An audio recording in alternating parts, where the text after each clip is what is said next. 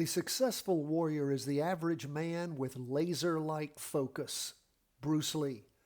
My friends, we see stocks and bonds up for the day, gold and Bitcoin down.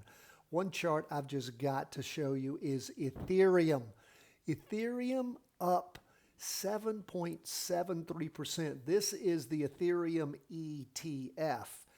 And again, these are, it's just unbelievable to look at it. I mean, just amazing. The last, day in particular, but even yesterday up, just rocketing. So fascinating week starting off for Ethereum.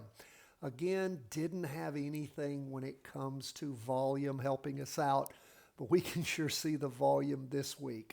Loads higher than it was over the last several weeks. So let's jump now, as we always do, into the first of our 5 charts that we track each and every day.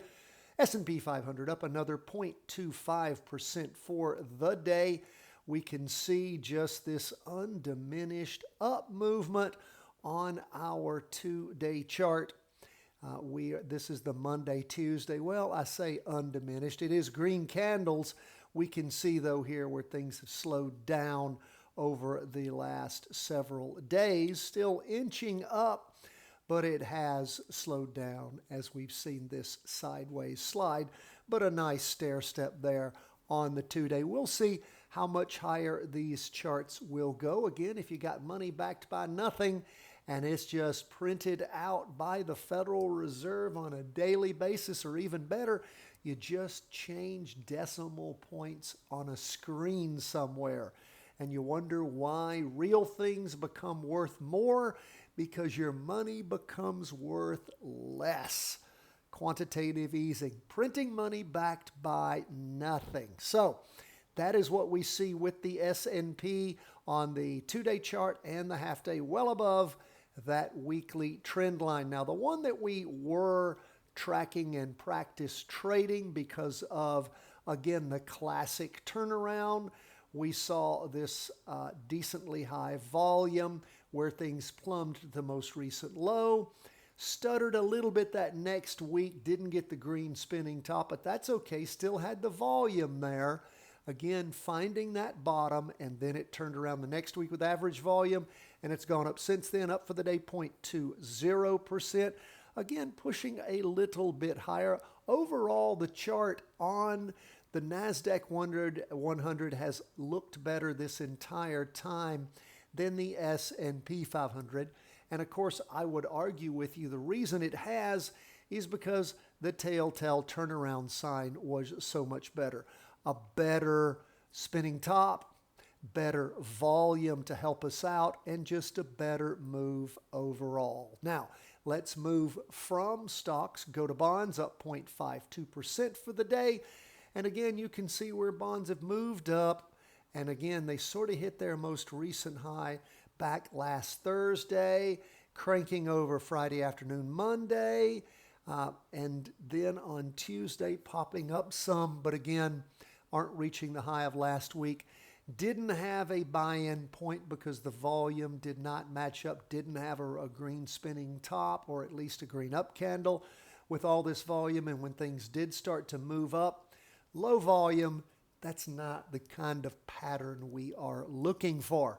But again, still trying to get its legs and keep moving up, but is somewhat waning. Now let's move on to gold.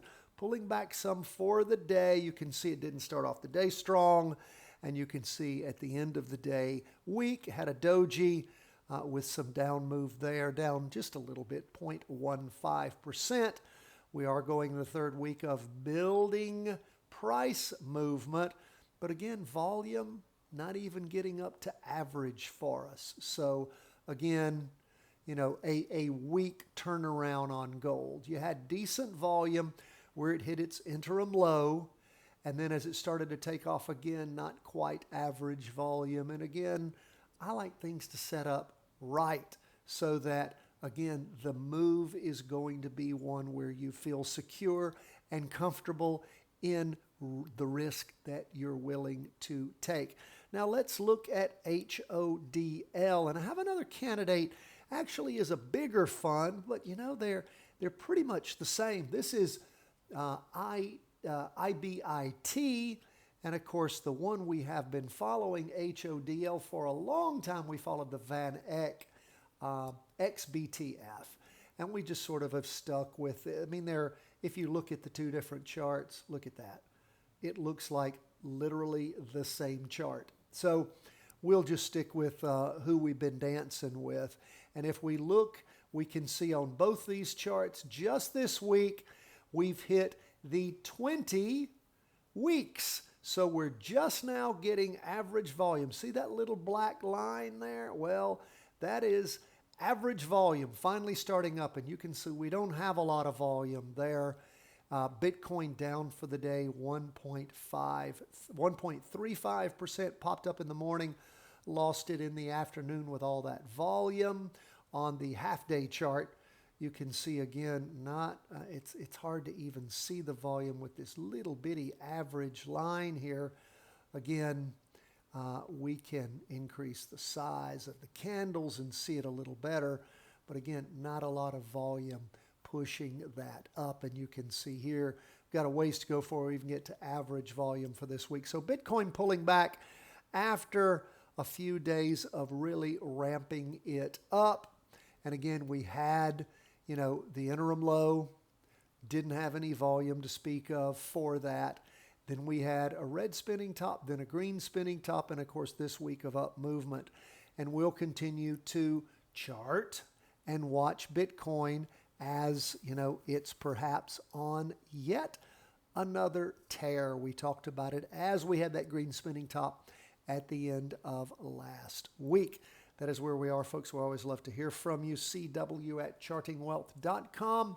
My plan is after I finish up today's show, in just a few moments, we will be recording the Charting Cryptos, Commodities, and Currencies and the three-wave trades for our Patreon members. If you're not a Patreon member and want to support the work we do here, please, by all means, do so. Follow the link in the show notes to our Patreon page and support us. God bless. All the best from the whole team at Charting Wealth World Headquarters.